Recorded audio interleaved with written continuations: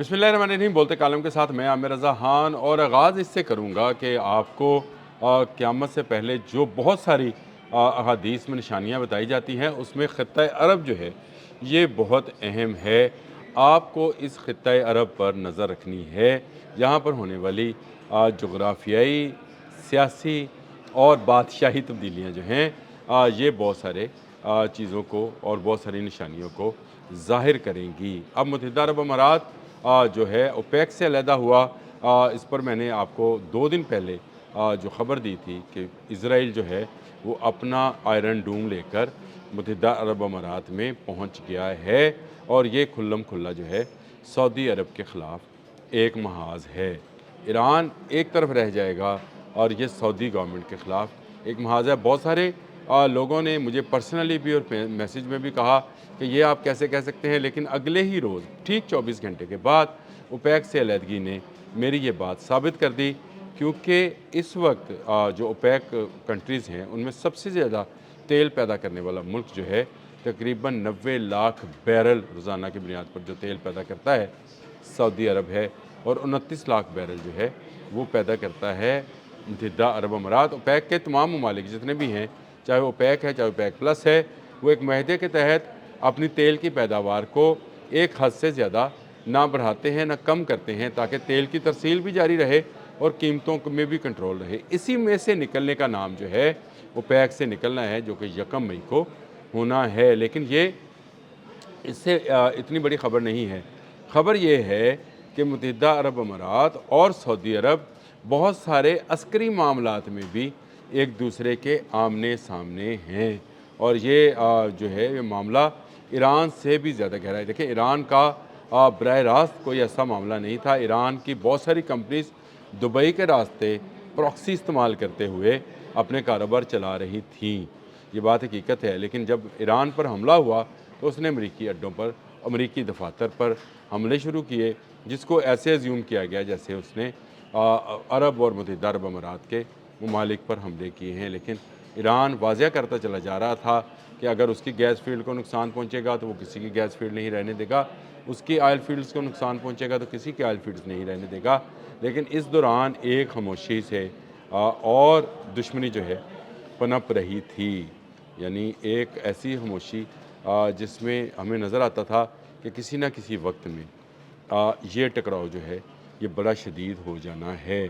Saudi अरब जो कि पाकिस्तान के साथ एक दिफाई माहदे में और अमेरिका के साथ एक दिफाई माहदे में है, मुत्तहिदा अरब अमारात इज़राइल के साथ एक दफ़ाई माहदे में है, और इसी वजह से नेतन्याहू ने अपना आयरन डूम बमा यहूदियों के वहाँ पर, यहूदी एहलकारों के, IDF के वहाँ पर पहुँचाया है, रडार सिस्टम पहुँचाया है ताकि हिफाजत की जाए। मैंने ये कहा था ये ईरान के लिए नहीं है, ये सऊदी अरब के लिए है, और ये क्यों ऐसा किया जा रहा है ये आने वाला वक्त आपको बताता रहेगा। आप मेरे साथ बने रहिएगा।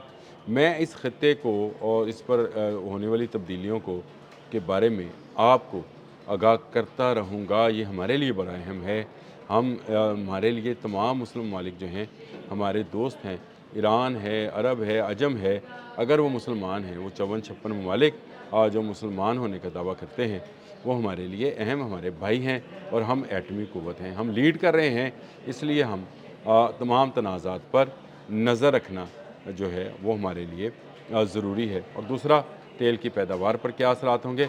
आज BBC की एक स्टोरी भी है, इस पर उन्होंने बताया है कि ऑस्ट्रेलिया की कंपनी SMT के फाइनेंशियल में जो एडवाइज़र हैं, उन्होंने ये कहा है कि तेल की पैदावार में मुस्बत तब्दीली आ सकती है। यानी एक अब मुत्तहिदा अरब अमारात के निकलने से, मैंने ये आपको कल बताया था कि तेल की कीमतें नीचे आएंगी, क्योंकि ये 29 लाख बैरल तक महदूद नहीं रहेगी, ये उसको इससे ऊपर लेके जाना चाहते हैं।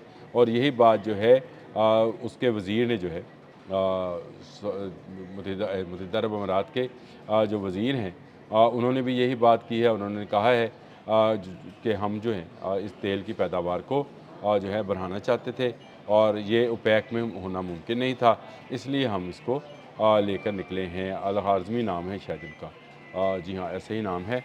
उन्होंने ये बात कही है, लेकिन असल मामला जो है वो यहाँ पर नहीं है। असल मामला है यमन में, और यमन में किसी ज़माने में हौज़ियों के ख़िलाफ़ सऊदी अरब और متحدہ عرب امارات مل کر لڑ رہے تھے، حوثیوں کو سپورٹ کر رہے تھے ایرانی، اور متحدہ عرب امارات اور سعودی عرب مل کر یہاں جو ہے حوثیوں کے خلاف نبرد آزما تھے۔ لیکن جب یہ حوثیوں کو دبانے میں، کچھ ان کو علاقوں تک محدود کرنے میں کامیاب ہو گئے، تو ان کی آپس میں بھی جو ہے چپکلش شروع ہو گئی۔ سعودی عرب جو ہے وہ صدارتی قیادت کونسل جو PLC کہلاتی ہے اس کو تسلیم کرتا ہے، بین الاقوامی سطح پر بھی اس کو تسلیم کیا جاتا ہے، لیکن جو متحدہ عرب امارات ہے وہ اس کو نہیں مانتا ہے۔ وہ جنوبی یمن کے علیحدگی پسندوں یعنی جنوبی عبوری کونسل جو ہے STC اس کو کہا جاتا ہے، اس کو تسلیم کرتا ہے، یعنی اس کو وہ ایک آزاد ریاست کی صورت سے جنوبی یمن کو الگ کرنا چاہتا ہے مرکزی یمن سے۔ یہاں پر متحدہ عرب امارات اور سعودی عرب کا کلیش شروع ہوتا ہے، جو کہ اب آپ کو اوپیک میں آتا ہوا نظر آتا ہے۔ سعودی عرب کے لیے یمن کا مسئلہ جو ہے اس کی اپنی سرحدوں کی سیکورٹی، سرحدیں ساتھ ملتی ہیں اور حوثیوں کے خطرے کو ختم کرتا ہے، لیکن متحدہ عرب امارات جو ہے کہ توجہ یمن کی اہم بندرگاہوں، جزیروں پر ہے، بحری تجارتی راستوں، بحیرہ احمر، خلیج عدن پر اپنا اثر رسوخ قائم کرنا ہے۔ آ گیا نا پانی دوبارہ، اپناؤں کا ذکر پھر آ گیا کہ اس میں اپنا وہ کرنا چاہتے ہیں۔ اس میں حضر موت پر قبضے کے حوالے سے 2025 میں بھی UAE کی حمایت یافتہ STC نے یمن کے تیل سے مالا مال صوبوں حضر الموت اور المہرہ پر قبضے کی کوشش کی، جسے سعودی عرب نے اپنی قومی سلامتی کے لیے سرخ لکیر قرار دیا تھا۔ اب یاد آیا آپ کو، یہ سارے معاملات میں نے اس وقت بھی ڈسکس کیے تھے اور کہا تھا کہ اس خطے پہ نظر رکھیں، یہاں پر بہت ساری جغرافیائی تبدیلیاں ہونی ہیں، اور ان تبدیلیوں سے بہت سارے ممالک جو ہیں، جو مسلمان ممالک ہیں، یہ بھی آپس میں لڑتے ہوئے نظر آئیں گے۔ ایران جنگ سے بہت سارے ممالک کو سمجھا گیا کہ شاید میری وہ والی پریڈکشن تھی، لیکن یہاں پر جو ہے یہ سعودی عرب نے یمن میں مکلا بندرگاہ پر متحدہ عرب امارات کے ایک بحری جہاز کو نشانہ بنایا تھا، جس کے بارے میں ریاض کا دعویٰ ہے کہ اس میں STC کے لیے اسلحہ لایا جا رہا ہے۔ اس پر بھی میں نے ایک ولاگ STC والا ولاگ کر رکھا ہے، وہ جہاز کی فوٹو بھی میں نے ساتھ لگائی تھی جس پر حملہ کیا گیا تھا۔ سعودی عرب کے سخت دباؤ اور 24 گھنٹے الٹی بعد دسمبر 2025 میں متحدہ عرب امارات نے یمن سے اپنے بقیہ فوجی نکالنے کا اعلان کیا تھا۔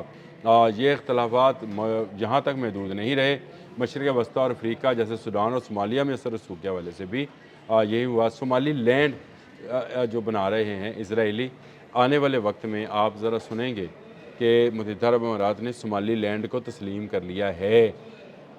یہ باب مندب کے اوپر بیٹھے ہوئے لوگ ہیں جن کو ایک صومالیہ میں ایک صومالی لینڈ کے ذریعے اسرائیلی اڈا بننا ہے، جب بن رہا ہے، یہ بن جائے گا آنے والے دنوں میں، اس پر بھی بات کریں گے۔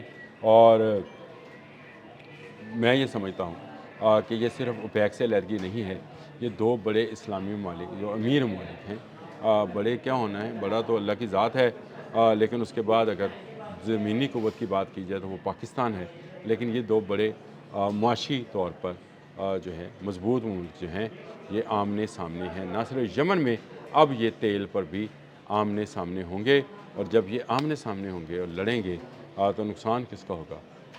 مسلمانوں کا۔ یمن میں یہ سب کچھ ہو چکا ہے، لیکن متحدہ عرب امارات اپنے جہاز پر ہونے والے حملے کو نہیں بھولا، وہ STC کی مدد جاری رکھے ہوئے ہے۔ آنے والے وقت میں کچھ بھی ہو سکتا ہے، صومالی لینڈ کو متحدہ عرب امارات کی طرف سے تسلیم کیا جا سکتا ہے۔ سب ممالک جو ہیں وہ صومالیہ کو تسلیم کرتے ہیں، لیکن صومالی لینڈ پر اسرائیل ایک اپنا فوجی اڈا بنانا چاہتا ہے۔ بنے رہیے گا، یہ علاقہ جتنا بھی ہے یہ ایک آخری جنگوں کا جو ہے وہ محور ہوگا، اسی کے ارد گرد سارے معاملات جو ہیں وہ چلیں گے، اور ہم پر بھی اس کا اثر آئے گا، کبھی تیل سستا ہوگا، کبھی مہنگا ہوگا، اور اس سے آنے والے وقت میں ہمیں کس کی طرف جانا ہے یہ بھی بہت جاننا ضروری ہے۔ اس لیے میں کہتا ہوں کہ ضرور اس خطے پہ، ان احادیث پہ جو قیامت سے پہلے والی جنگوں کی ہے، ان پر نظر رکھنی چاہیے۔ جب تک ہم یہ نہیں کریں گے مارے جائیں گے۔ اب تک کے لیے اتنا ہی، اللہ حافظ۔